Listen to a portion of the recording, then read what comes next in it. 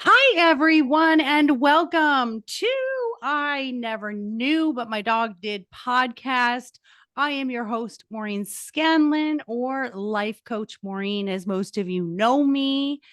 I am once again thrilled with my next guest. I just love what I do. I get to meet the most interesting people in the world. And if you get to see the video, he's a very handsome man. And we were joking offline about technical issues. And he said he has a second Wi Fi. And I thought he was going to say, I have a second wife. But he said, no, no, no, no, no.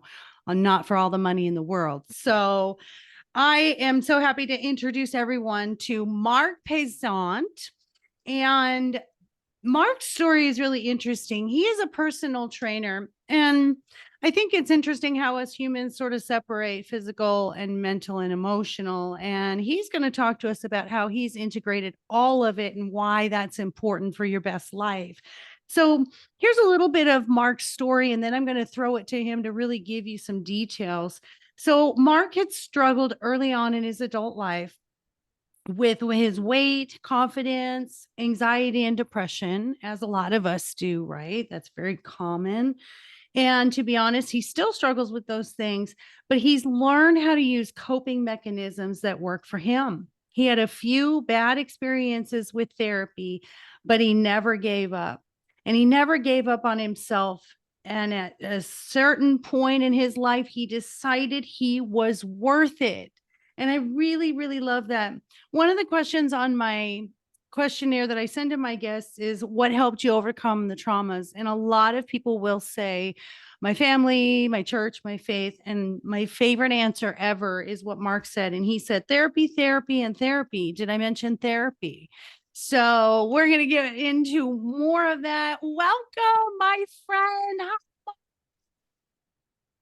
I am great. Thank you for having me. And I just want to touch on one thing that you mentioned. And you had said it's something that's common and we all go through.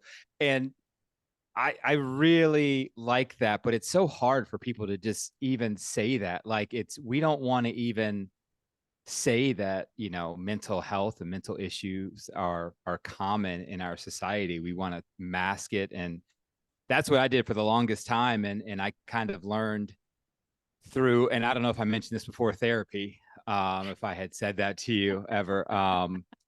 But we kind of, you know, I know I really haven't been asked a question yet, but I that really struck me when you said it's something we all go through, and I really want people to understand that how we look at mental health can be the same way we look at physical health. Like we all get sore backs. We all wake up on the wrong side of the bed. We all twist that ankle. We all have, we type so much. We have the wrist and the finger issues, and we'll tell our friends so easily, "Oh man, my wrist hurts, and I really need to ice it. I need to get it." But once we have that anxiety because of a really important thing that we have at work, or once we get depressed because one of our best friends moved away, or as adults, our friends move away, our families move away. We have jobs that we get laid off from, and everybody wants to have this strong face, this strong front they put out.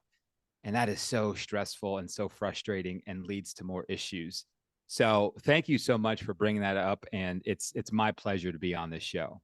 I love it. It's our honor to have you. And I think you're absolutely right. And I think it's a double edged sword because, everything's mental health now. We've got TED Talks and, mindfulness and all these buzzwords, self care. And yet on social media, we're still only showing our best side and not Mhm. talking about our own personal stuff. So I love that. And we're going to definitely get into that. So, because this podcast is I Never Knew, we always start off with your knee story, which is what was the moment that really brought you to your knees, or accumulation of knee moments that really started this path for you that you probably didn't know at the time.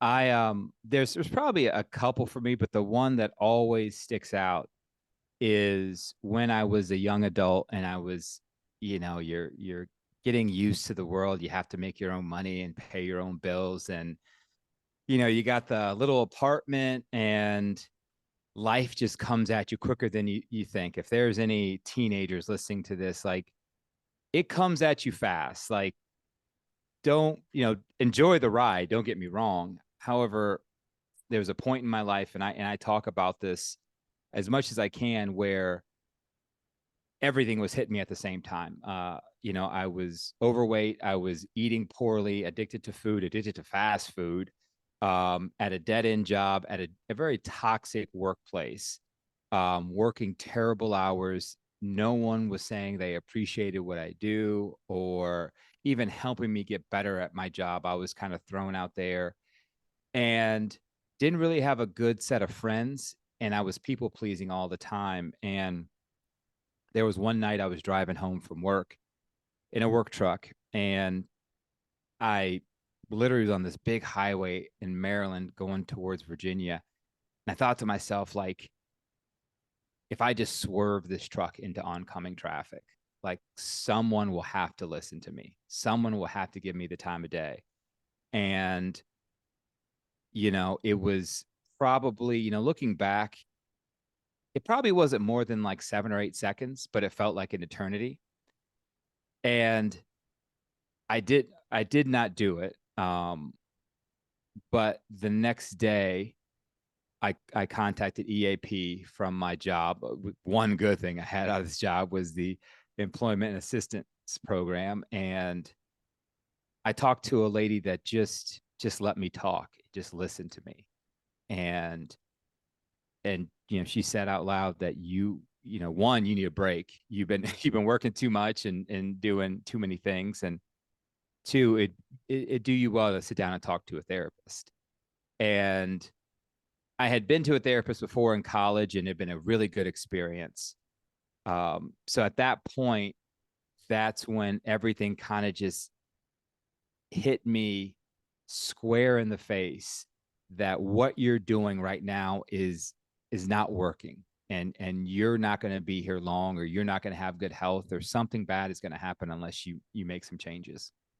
Yeah, I love those epiphany moments and those profound moments. And as I do this podcast and talk to more and more people, we've all had them. I Mhm. mean, I would find it hard to believe, and I'd be hard pressed to find someone that said, I didn't have a moment where I felt like leaving this planet or running away from my life. For me, it was like I had one moment of wanting to end it, and that was post divorce and just feeling like a failure for my three kids as a single parent.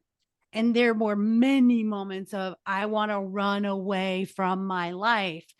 And we never want to have a life we want to run away from, and creating that. And the therapy is crucial. And the beauty is, outside of traditional therapy, we have counselors, and now we have life coaches, and we have all kinds of resources. So when you went to therapy, first, what did you address? Was it the addiction, the food addiction? Was it the mental health? Did you deep dive into, what are the root causes of what's going on here? So I've had, like I mentioned, I went to therapy my first time as a freshman in college, and that was just me feeling out of place and me feeling that I didn't belong. I was a collegiate athlete, and I was big man on campus in high school. Then I was thrown into a place where everyone was big man on campus, and you gotta either get better, learn, how to defend yourself, or learn how to dive straight in, or not survive. And I wasn't ready for it. And it took me a full semester to realize that. And I went to a very good therapist on campus. Now, I do want to talk about the therapist I went to after the epiphany I just talked to you about. Because EAP, I've had some really, the therapist that I had later in my life was started at EAP. But this therapist, from the moment I walked in, and this is why I tell people, like, if you don't have a therapist that's right for you, try another one. Like, don't give up.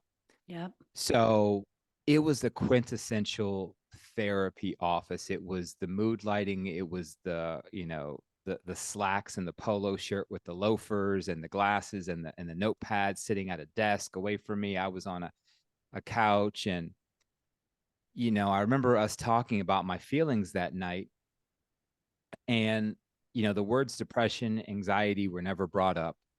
All the appointments were kind of cut short. And then we get to the third one, and he's just like, okay, well, that's it.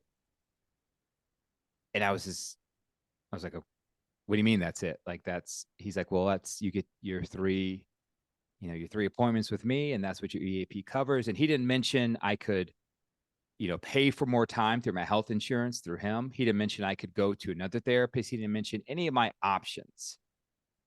So I came out feeling more lost than I did coming in.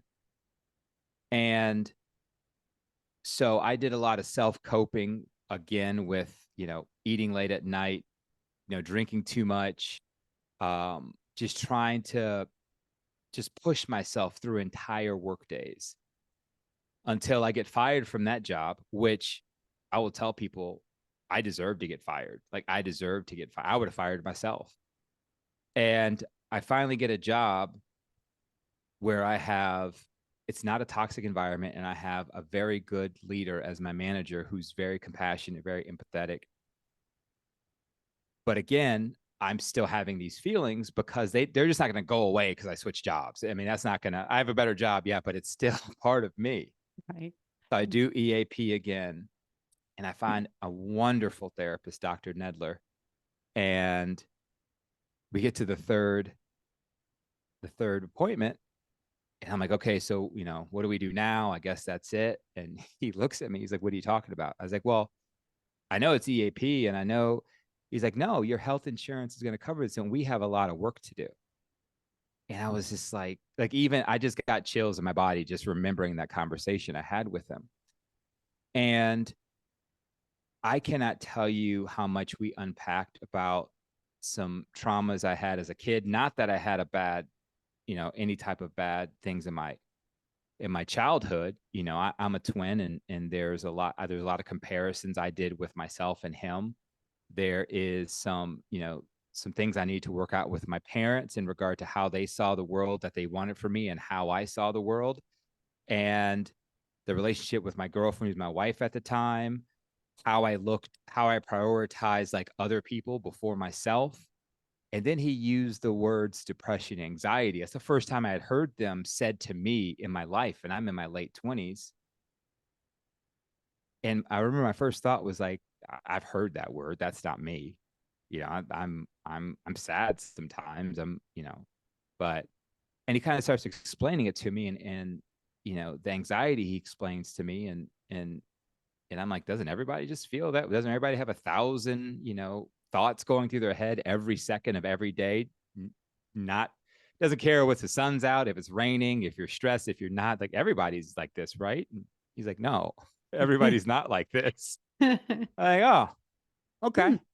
all right. So, but I worked on and off with him for almost a decade, and I learned so much about myself. And it wasn't until I went to another therapist when I got down to Georgia that, the ADHD was brought up. And again, I had the same questions like, oh, doesn't everybody have this kind of thought process? And like, no, everybody does it. And I was like, where have I been? So there was a lot to unpack with me, and I'm still unpacking stuff. But I tell you what, therapy has given me like the tools I needed to get through a day and make sure I wasn't being too rough on myself, and just figure out that I'm good the way I am. I could just work on some things daily. Yes, I love that because, well, and I didn't get diagnosed with ADD until I was 35, maybe 34.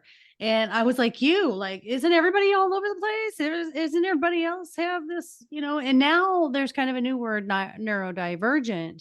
Mm-hmm. And as I'm studying it and I'm going to be coaching that demographic, I'm like, we're all neurodivergent. We all have these weird, wacky things, the way we do things. So there's this fine line between labels and Mm-hmm. and who we are, because a lot of times, and it depends, like you say, it's where is my mindset. If someone tells me I'm ADD, I can take that and use that. Like, my son was diagnosed at 7 with ADHD, Mm-hmm. and he started saying, well, I'm ADHD, and I'd say, No, we're not going to be using that as a crutch. Mhm. You're just going to Right. say you have to work a little bit harder. And so there's this fine line, especially when I life coach clients that come from therapy and they've got this official diagnosis. And I say, when they say I have depression, and I'll say, do you have depression or does depression have you? Because you have a choice whether or not it has you. So I really love that you said that, and I love that you're an advocate for therapy. And I think now we've expanded all the options out there. You can do it online, you can do texting, Yep. remote. um so the weight, so listeners, I have to tell you, this is so amazing to me. And I might need to hire you because he dropped over 100 pounds at one point.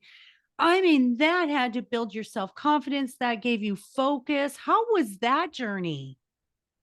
So it's yes to, the self-confidence in some aspects, but I tell you what, like I said, I wasn't from the moment my brother and I were 6 years old, we played sports and we played youth soccer and basketball, played high school soccer and basketball, AAU basketball, club soccer. He went to Naval Academy to play soccer. I went to Clemson to play soccer. Like we were fit individuals. And one thing that no one ever mentions is that once the sports is over, there's no coach telling you what to do. There's no Mhm. trainer. There's no one telling you, giving you the meal plan. There's no one food prepping. There's nothing like that. So Missing the accountability partners. exactly. Exactly. So my roommate and I, who still played soccer, I didn't play soccer as a senior, and I get a job, and I'm going to class all the time, trying to graduate in 4 years, which is overrated, by the way. Like, stay in college if you want to. But even my dad told me that. He's like, you can do a fifth year if you want. I was like, no, 4 years. But so I start working. I don't really have time. Well, I tell myself I don't have time to work out and start eating poorly, have to rush to work, get to class, go back to work, working late nights, graduate on time. Get to my senior graduation and I'm like, well, these pants don't fit. My dad's going to buy me a suit. So this suit fits. I still look okay. And the years go by and you start going from a 34 waist to a 36 waist, 36 to 38, 38 to, oh, wow, we're in the 40s, 42. And I was like, I got to a point where back pain, joint pain, ankles were swollen all the time. And, my wife and I are about to get married. And I started to think in my head, I'm like, I want to have kids, but I want to play with them and I want to be around for them. And I don't want to be that dad that has to sit on the sidelines and tell his kids what to do. Like, I want to be out in the yard. I want to shoot hoops. I want to do all these things with my kids. And going the way I am, I'm not going to get there. So my dad had always been a runner when we were younger, and I always wanted to be a runner. So one day after work, I I went for a run. I had already started, and it's funny that we're recording this in January. I actually started in Jan. It wasn't a New Year's resolution, but it was later in January. I said pick a random day, and we might be close to the anniversary of it. But I stopped eating late at night. That was the first thing, and then I said go for a run. Just do it. Like put on, like you're done with work, just put some shoes on, go for a run. And I don't know how much a person can sweat within half a mile, but I probably broke a record that day and heart was beating through my chest. Just all this sweat, everything was melted on me because I was just, at that point, I didn't have any running gear. I was probably running in cotton. So, and I was disgusted with myself. I was absolutely disgusted with myself. And I think out loud, I said, what happened to you? What happened? And I was walking back to my house and I passed one of those just shuttle buses, which had the reflective glass on it. And I looked at myself and I said, you're going to run past this every day. And you're going to look at yourself every day until you're happy with what you see. And in 9 months, I kept to that and I lost 75 pounds in 9 months. Oh my. And so, and I would be remiss if I don't talk about my wife too, because she was the one that said, hey, let's get you on a food app to see what you're eating, how many calories, what kind of sugar, sodium intake, fat, cholesterol, all that has in it. She kept me accountable. She went on walks with me. We ended up getting in that time, unfortunately, our dog had passed away. So we get this puppy, this really energetic puppy. And we start taking him on walks, and it just sheds off. And I know this sounds like it's going to be a really good, this is a great story. On a run, midway through all of this, I break my foot and have to have surgery. I have to have 2 surgeries. So I'm feeling very good about myself. I've lost this weight. I'm fitting into clothes I haven't fit in a long time. Doctor says you have a fracture, you need pins in your foot, and you're going to be out 6 months. And I was like, all right, well, that's it. I guess I gave it the old good college try. Like, I did what I could, but it is what it is. And I get through that. PT was a pain. I try running again. It's too painful. He goes in a second time, cleans it up. And then the pain starts going away. And I start remembering who I was. And then I start incorporating gym into it and weights. And I'm like, okay, Mark, you can do this. You can do this. So after, out of all of this, and I want to make sure I'm very clear with this, because I don't want someone listening to just think, running is going to cure them. I was working on my physical fitness at that time, but I still had things I needed to work out mentally, which I didn't know at the time, And I start getting I have an addictive personality, and I start really addicted to losing weight, not getting fit, not eating right, not being the best version of myself, but shedding pounds. And in college, my playing weight was anywhere between 195 and 205. I'm 6'5". So 195 to 205 is really skinny. It is. Yeah. I couldn't put on weight. I graduated around 220. I balloon up to around 321. I get down to 241, feeling pretty good. But I'm like, what's 235? Okay, what's 230? Okay, what's 225? And you can see where I'm going with this.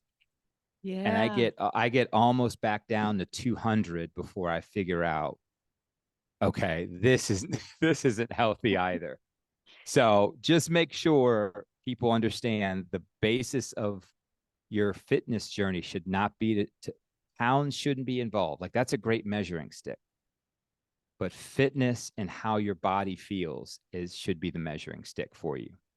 Yes. And there were some things in there, what you said, that I love. And listeners, I'm going to point this out.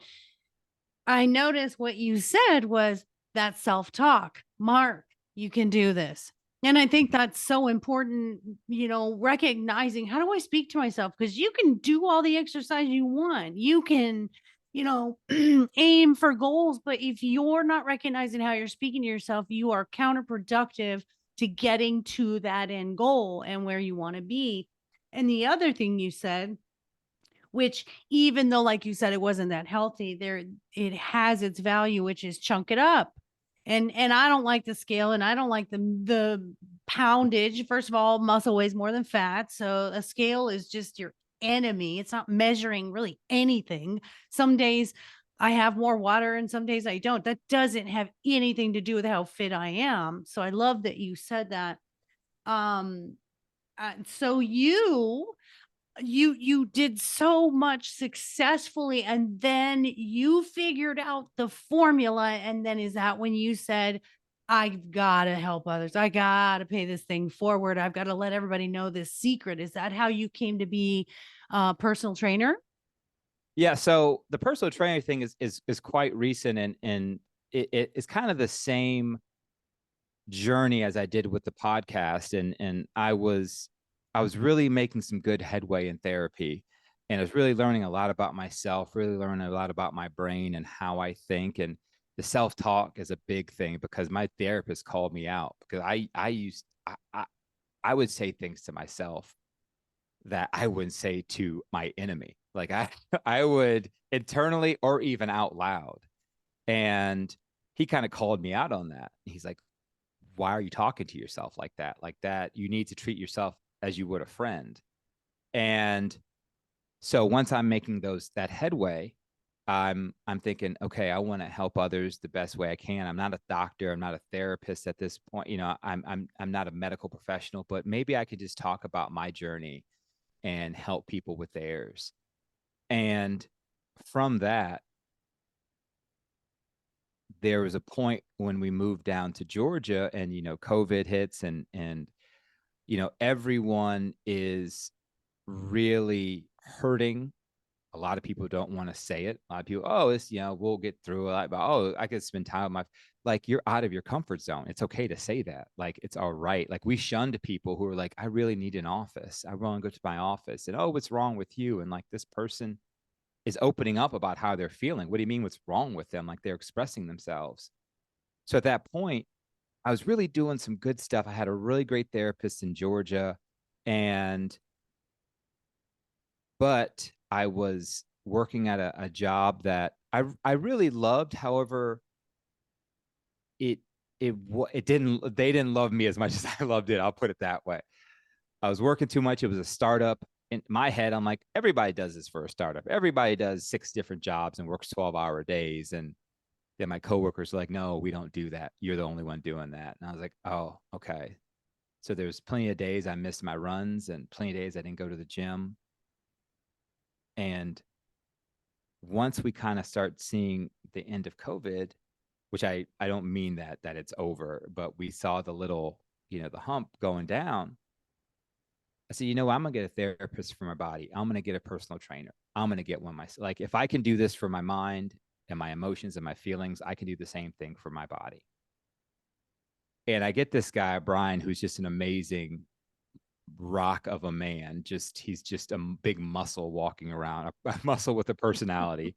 Um, absolutely pushes me past my limits. And I wouldn't have done that. I just like my therapist challenged me on the ways I was thinking. He challenged me in fitness. And it finally clicked where I was like, there's moments in my life where I've really focused on my mental health and forgotten about my physical health. And there was moments in my life, my running, losing weight, that I was focusing on my physical and I forgot about my mental.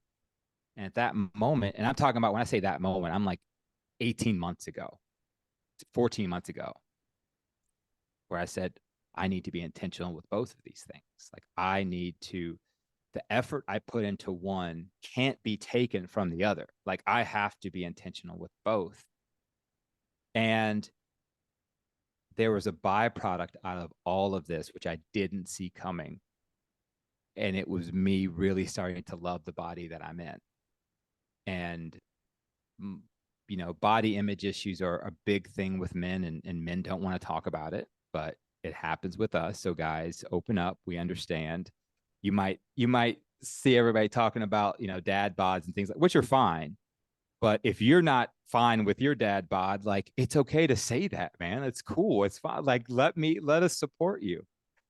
But I start working hard with him. I continue to work hard with the therapist. And like it starts to come together. And look at myself in the mirror. I don't see an ugly person. I don't see, wrinkles and freckles and scars and all that stuff. I see Mark. I see me. And it's it was a beautiful thing. And every day I wake up like wanting to enjoy the skin that I'm in, because this is what I got. This is what we got. I can't trade this in like I did my car. I can't, go get a up. I mean, now you can get plastic surgery. I understand that. But like my muscles, my skin, my bones, my face, I say hair, my beard. I don't have any hair upstairs, but um it's mine. It's me. This is Mark. This is Marc Paisant. And I finally learned to love that person. And now I'm really, my focus of becoming a personal trainer and a nutritionist and a transitional coach or a transformation coach and a weight and strength and weight coach is I want to motivate people and inspire people and help them along their journeys. That's what I want.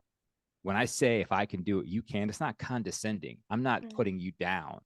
yeah. I'm saying because I have done it, I have faith that you can do it too. I trust you too. And I had a buddy from high school I hadn't talked to in 20 years message me last night. He had just lost 78 pounds. I haven't talked to this guy in 20 years. And he said, I lost this much weight and Marc Paisant was my inspiration. I was like, what, where is this coming from? Like, this is what I wanted.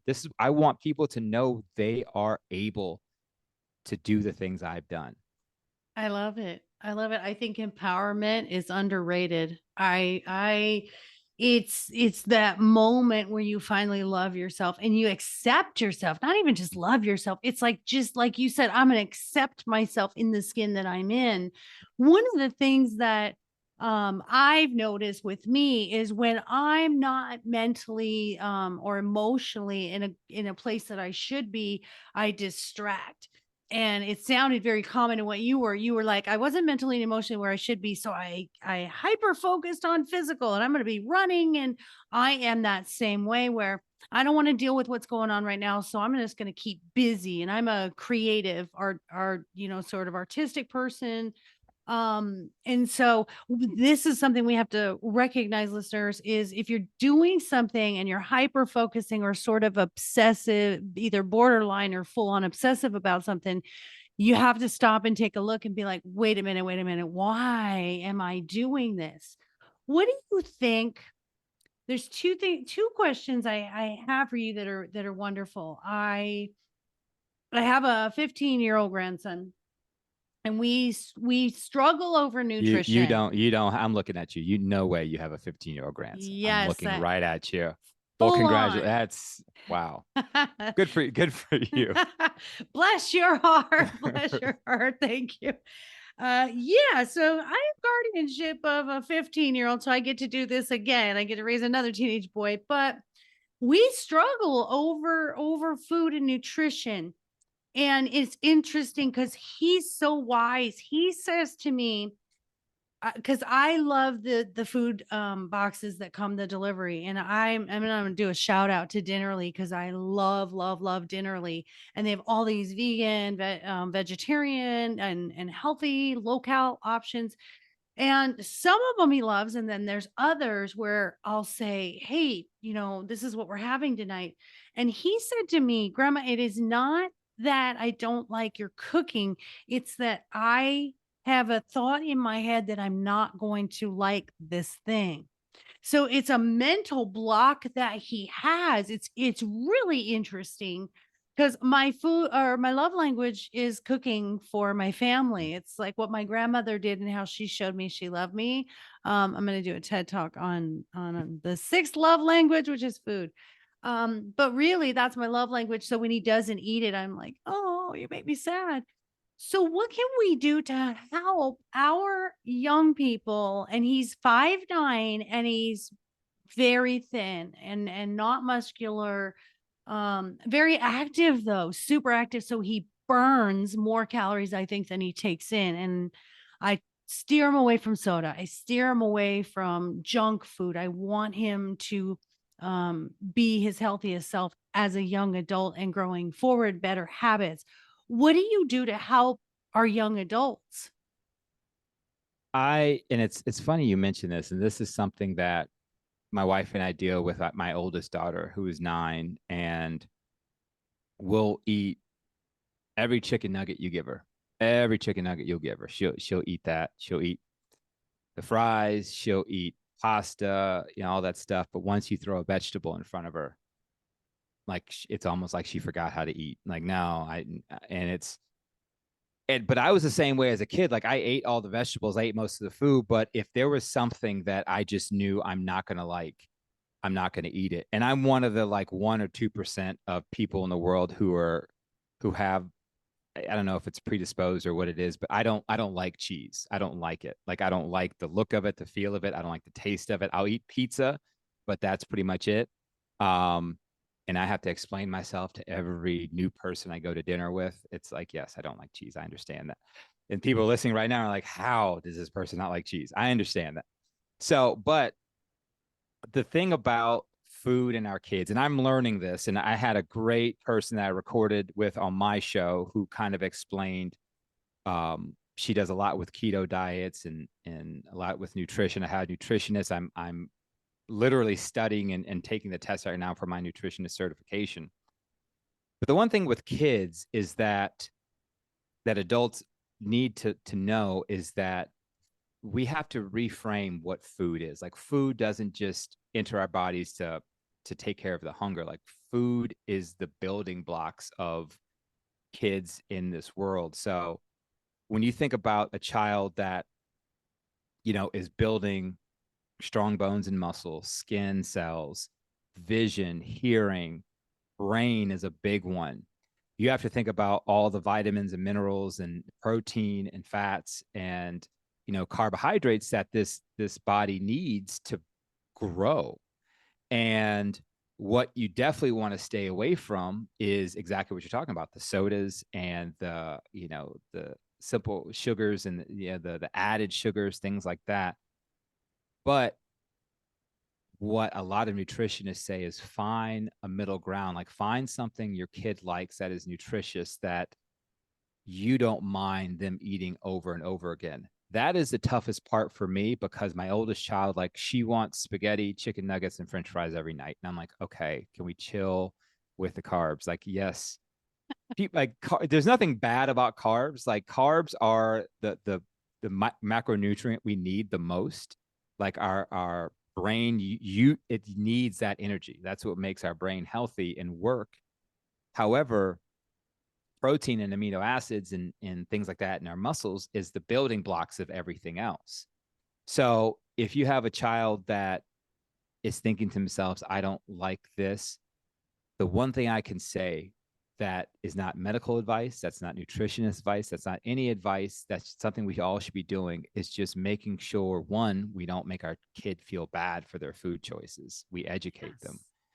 And two, we have a conversation about what food is and what food means. Like we have them understand. Because remember, I have to remind myself this all the time. Like I'm watching two humans grow in front of me, which is really weird when you think about it that way. It's like, wait, they're growing literally in front of me. They're getting educated. Their brains are growing, things like that.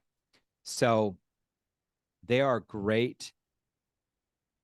I'll just mention this, and I don't know how ethical this is. So you can get this out if you want to, but my wife and I have been known to blend vegetables into pasta sauce. Oh, heck yeah. It's And very, very, very ethical. Whatever it takes, dad, mom, I do not care. And if anyone judges, then they shouldn't be listening to my podcast for sure, because I will do whatever. I'll put it in your chocolate milk if I have to. yes, I do not last care. last night we made some some air fried cauliflower.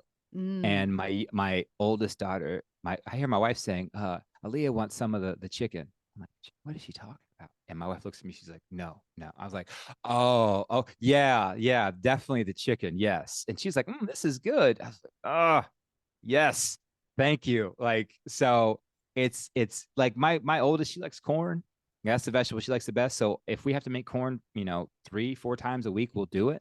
Yeah. But we also have to, I want to end with this on this subject because this is where a lot of parents and myself included have gone wrong, is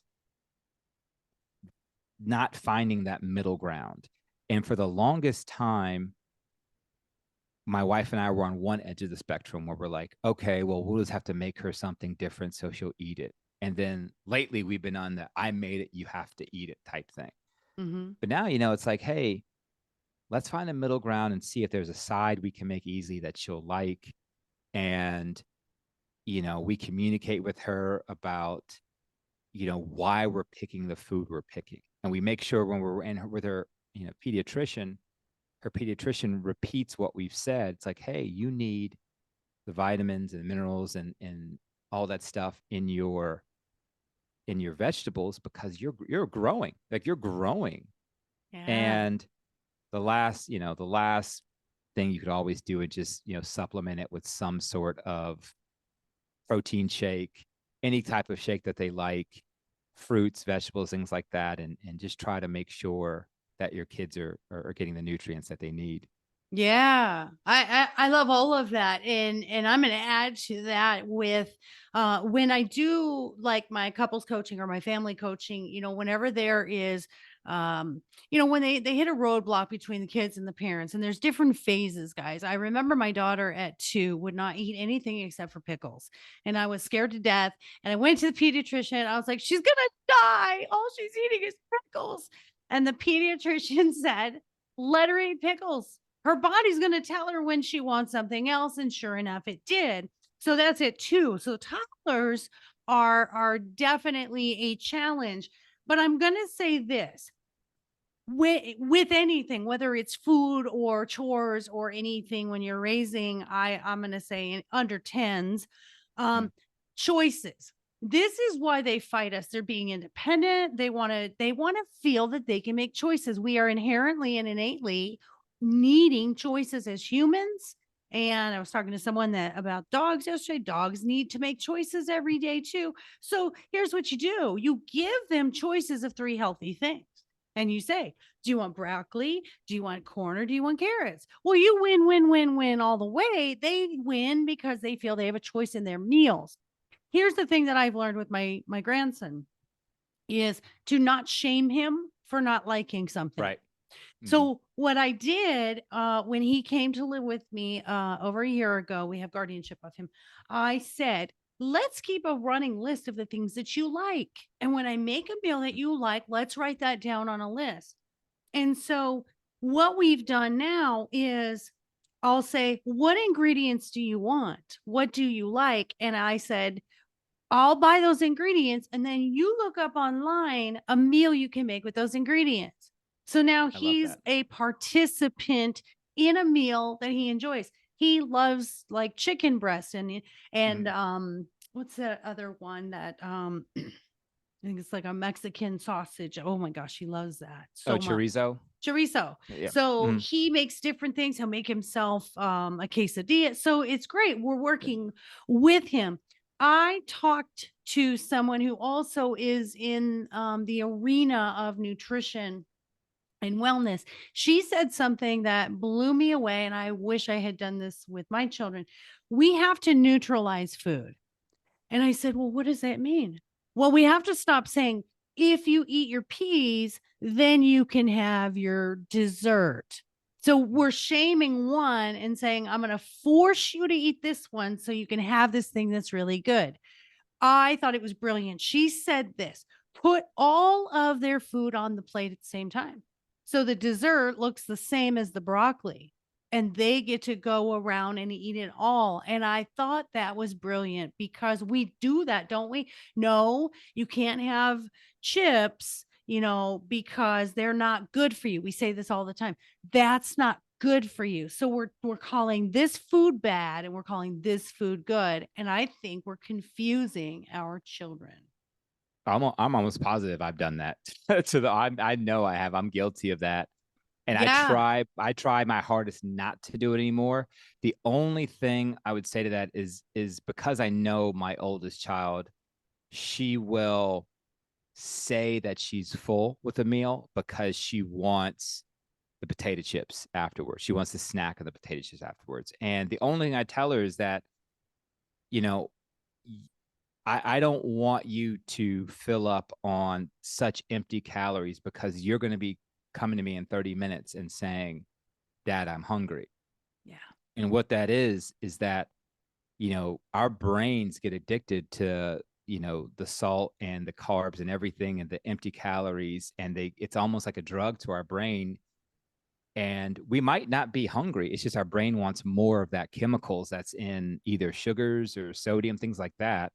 So I'm Mm-hmm. trying to teach her at a young age, like, listen, eat for nutrition, eat for fuel, And then if you want a snack and you want, a few potato chips here and there, that's fine. But I don't want you having potato chips as a meal. So, Yeah. but yes, you're absolutely right about that. No, I think that is absolutely you're right on that fact. And then I have to join you in the chicken thing, and I have a story for you listeners, and my son is going to kill me for telling this story. So I'll make sure he avoids this podcast. No, I'm just kidding.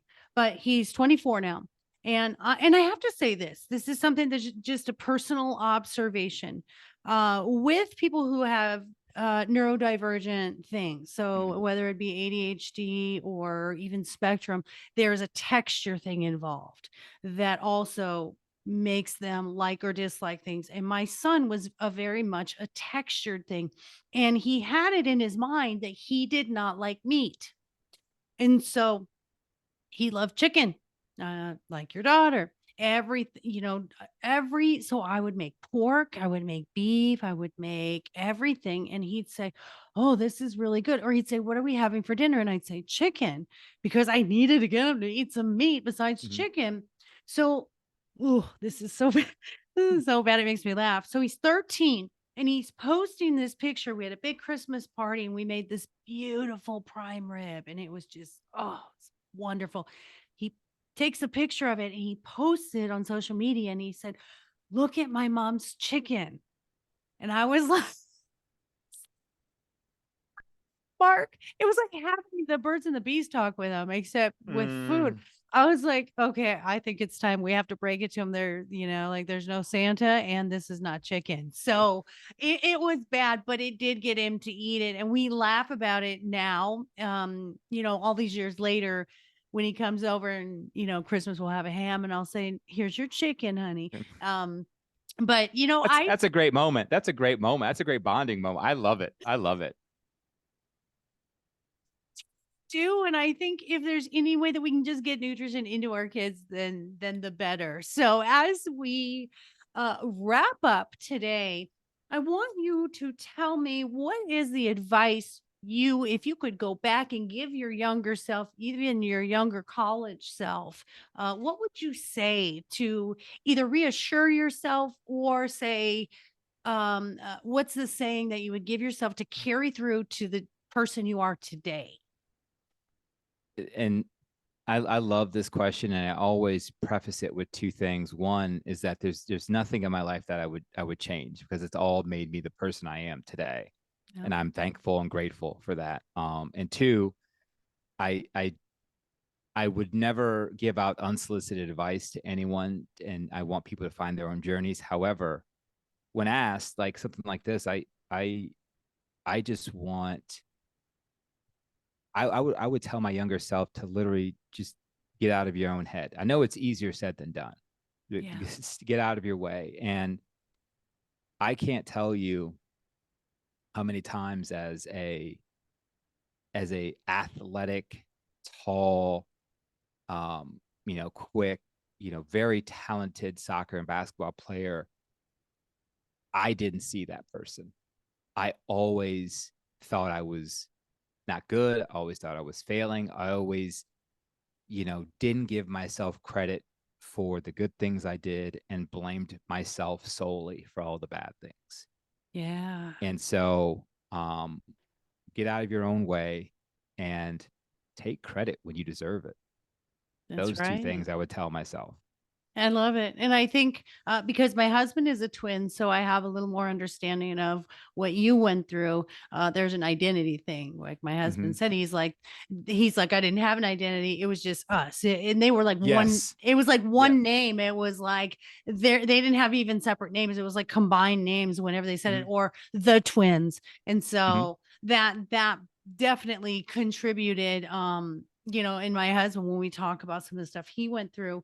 And then the other thing is expectations. When you're talented like you are in sports and you've got pressure from parents, you're being set up for failure almost. Like you cannot fail. You have to perform at this level. And then when you don't, it's internally breaking to us, to ourselves. Mm-hmm.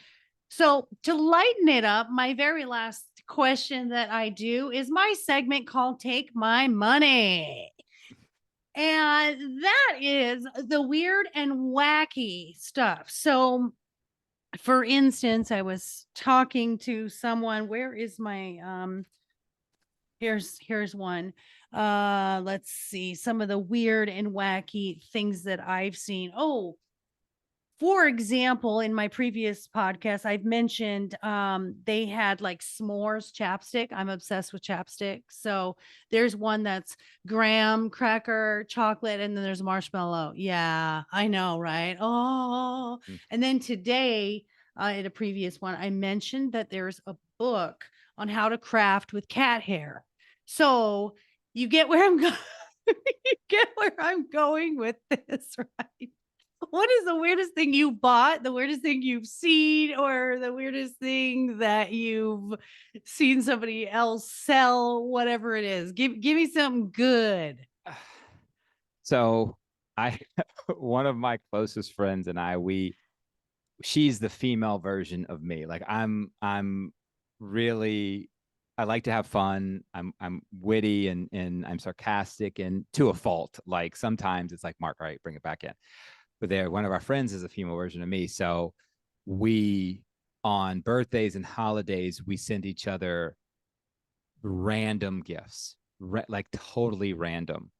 And and this started as a gag because I used to send her huge boxes of the marshmallow Easter bunnies or eggs or whatever that are, I think they're terrible. I think they're horrible. I do too. But Peeps. They're Peeps, called peeps. we had a Peep store close to my house, um and it kind of came to a head when I mailed her daughter a gift, and they opened the box and it was nothing but Peeps. So I think I won that one, but she kind of gets me back. But I've given them a shower curtain with an elephant using the toilet on it, which I thought was totally random, absolutely random. She just sent me, and I think I love this one the most, a money gun. So if you watch like rap videos and stuff where they're like shooting off money, so she sent me a money gun with like $10,000 in fake $100 bills. So I own a money gun. Yeah. I don't need this money gun, but I own them, and I shot it off once, and I'm like, I'm not cleaning up all this money ever again. So All right. On that note, make it rain, Mark. yes, Make exactly, it rain. exactly.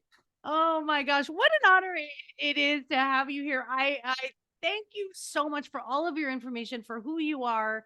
And I never take it for granted your sharing and your vulnerability of your story, so that one person out there I know we've connected with can say, damn, Mark did it. I can do it too. So I thank Yes, you, my friend, for being here. totally my pleasure. Thank you so much. And guys, you know where to find me for any life coaching, relationship coaching, dating coaching, self confidence, self image, and self esteem coaching, lifecoachmaureen.com. Excuse me. Ooh, move. That came out of nowhere. Um, and then products for your puppies, mydogiseverything.net, and my books, My Dog is More Enlightened Than I Am, and My Dog is My Relationship Coach, are available everywhere that you buy books. And that's going to wrap it up for us today. I hope everyone is going to have a wonderful week. And I want you all to be well, be happy, and be good to one another. So take care until next episode of I Never Knew What My Dog Did podcast. Thank you and love you all for listening.